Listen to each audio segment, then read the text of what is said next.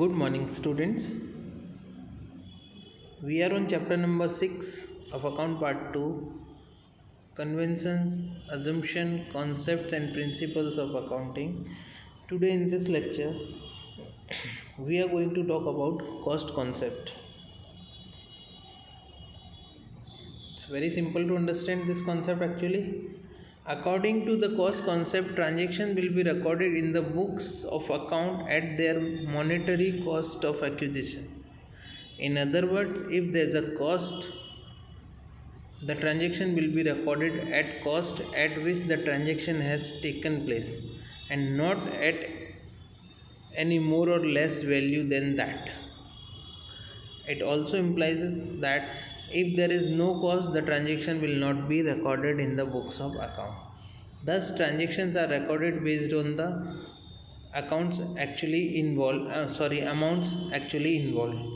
This is a fundamental concept in accounting in the sense that if it prevents recording the transactions at any arbitrary values.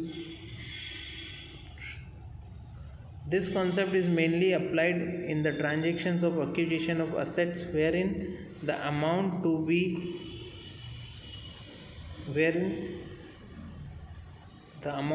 recorded is objectively arrived at based on the mutually agreed value between two parties.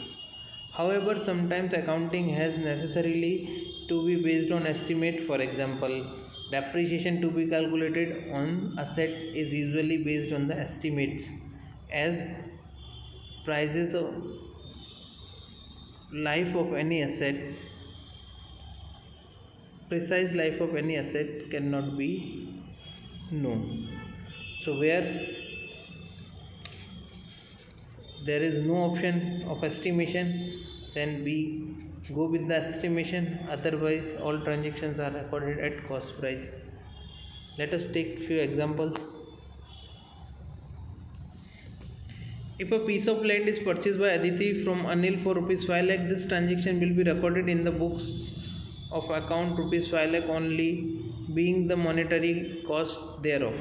Even if Aditi feels that the land is of rupees 10 lakh, she cannot record this transaction at rupees 10 lakh in her books as her cost of land is rupees 5 lakh.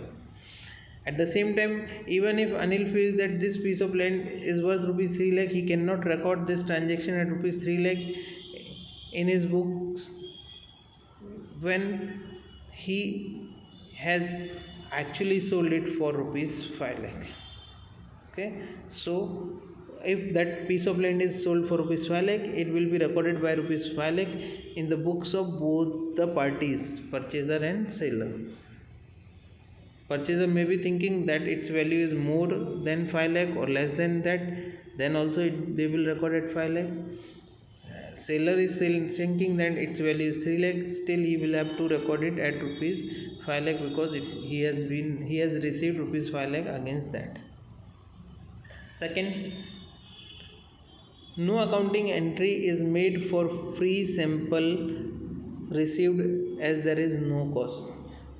While doing journal, we have seen so many examples where received goods as free sample and we used to give no entry because there is no cost involved, so no entry will be passed, it will not be recorded, right? So in cost concept, the transaction is recorded if anything is paid for that, and it will be recorded at that price only. More or less amount will not be recorded. Okay, so this was cost concept. Next lecture we will talk about dual aspect concept, which is the last concept from this chapter. Thank you.